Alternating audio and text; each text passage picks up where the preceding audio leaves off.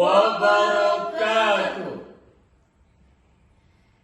Alhamdulillahilladzi faddala bani Adam bil ilmi wal amali bihi ala jami'il alam.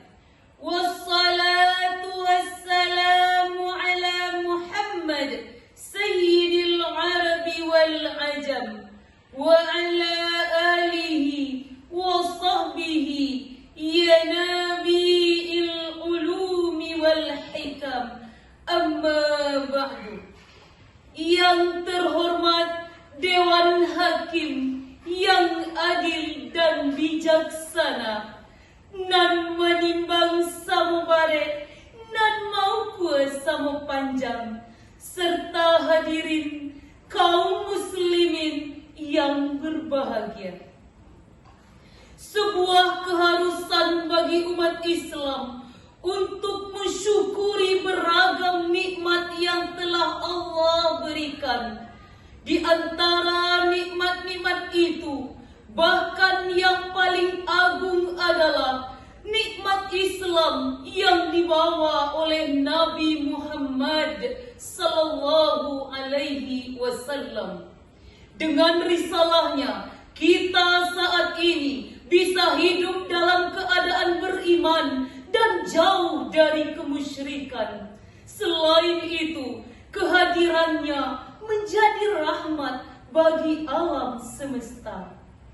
Banyak cara bagi umat Islam untuk menambah rasa cinta, mahabbah kepadanya. Hal itu bisa diaplikasikan dengan beragam cara. Di antaranya, memperbanyak membaca salawat, Mempelajari kisah hidupnya, dan mempelajari kepribadiannya yang sangat mulia. Pada kesempatan ini, izinkan kami untuk membedah beberapa sifat mulia Nabi Muhammad sallallahu alaihi wasallam yang Allah abadikan dalam surah At-Taubah ayat 128. A'udzu billahi minasy syaithanir rajim.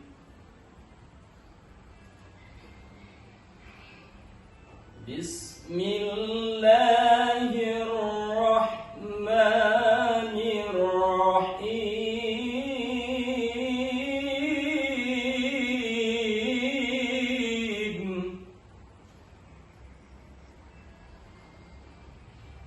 Laqad ja'akum rasulun min anfusikum azizun alaihi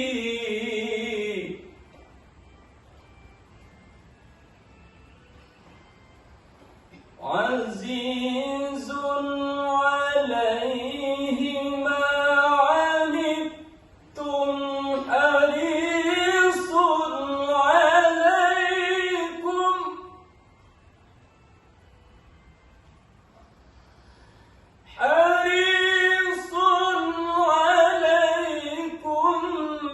bil mu'minina raufur rahim.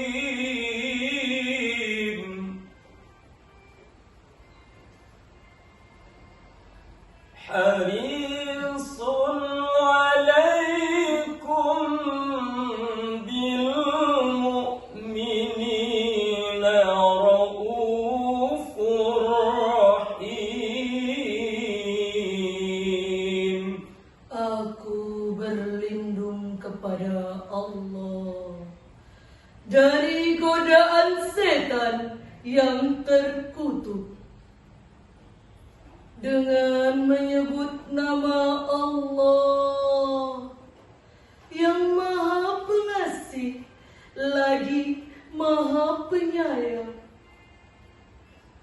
Sungguh telah datang kepadamu seorang Rasul dari kaummu sendiri.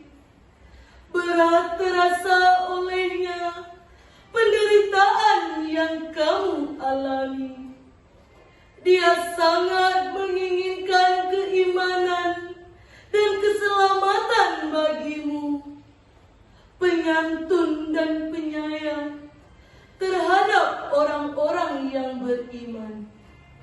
Dewan Hakim dan hadirin yang berbahagia, pada ayat di atas Allah Subhanahu wa Ta'ala menggambarkan beberapa poin, sifat dan karakter mulia dan agung yang terdapat dalam diri Nabi Muhammad, yaitu min anfusikum azizun, harisun, raufun, dan rahimun.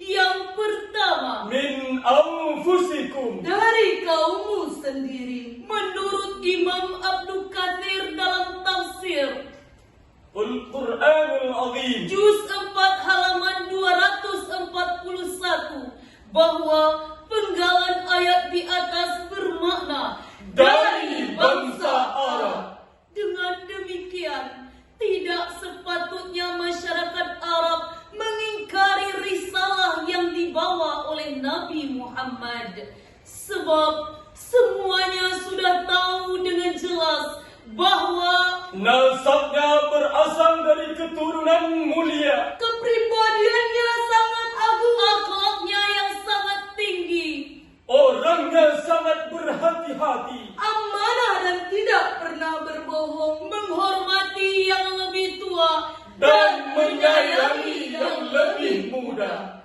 Yang kedua, Azizun, berat terasa olehnya. Imam Al-Alusi dalam tafsir Ruhil Ma'ani wa Sab'il Mathani, Juz 7 halaman 417 mengatakan, semua beban dan kesengsaraan yang dirasakan oleh umatnya juga menjadi beban kepada Rasulullah. Tidak hanya itu, Rasulullah juga mengemban amanah untuk berdakwah dan menyebarkan ajaran Islam. Ia tak henti-hentinya disibukkan dengan urusan umatnya. Bahkan ia sangat jarang memperhatikan keluarganya demi umatnya dari dunia hingga akhirat.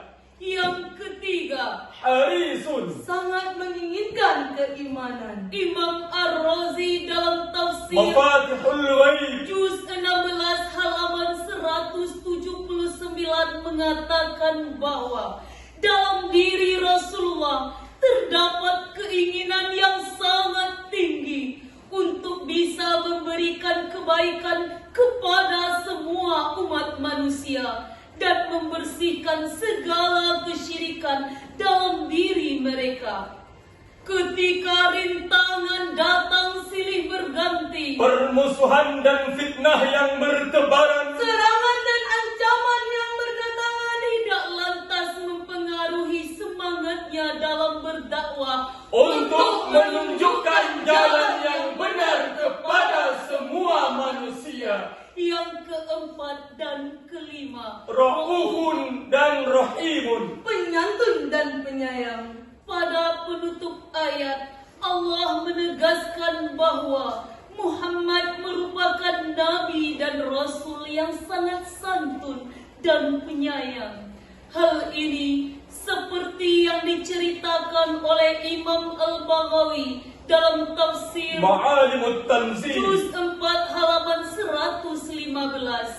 Qila Raufun bil muti'in, Rahimun bil mudnibin. Dikatakan bahwa Rasulullah itu penyantun pada yang taat dan penyayang pada ahli maksiat. Selain itu, dalam tafsir Asy-Sya'rawi, Juz 1 halaman 5023, Syekh Mutawalli menyatakan bahwa Rasulullah bukanlah pribadi yang keji dan berbuat keji. ia tidak pernah berteriak di pasar, Ia juga tidak pernah membalas keburukan dengan keburukan, akan tetapi memaafkan dan berlapang dada.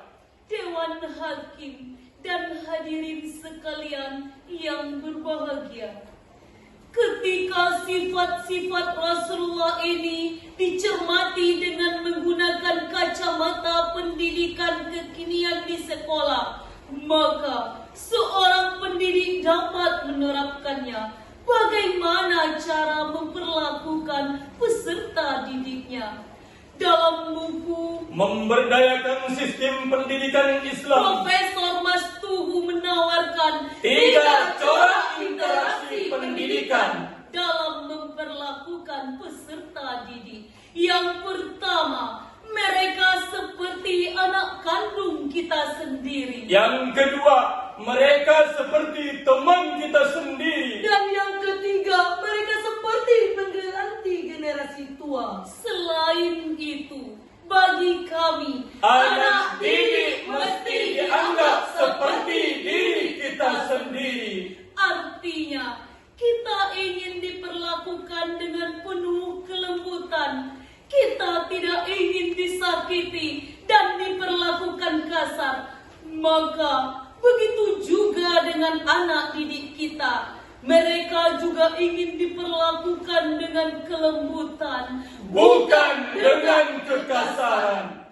Akhirnya, sampailah pada kesimpulan, jika kita suka orang lain bersikap lemah lembut pada kita, Maka perlakukanlah orang lain dengan kelembutan. jika kita tidak suka anak kandung dikasari, maka lemah lembutlah dalam memperlakukan anak orang lain. Jika kita tidak suka untuk terlalu dikekang, Maka berikanlah kepercayaan kepada anak didik kita untuk memilih apa yang mereka minati selama masih dalam koridor yang benar. ini saja yang bisa disampaikan di hadapan rekan sekalian. Terima kasih segala perhatian. Mohon maaf segala kekurangan. Wabillahi taufik wal hidayah, warida wal inayah. Assalamualaikum warahmatullahi wabarakatuh.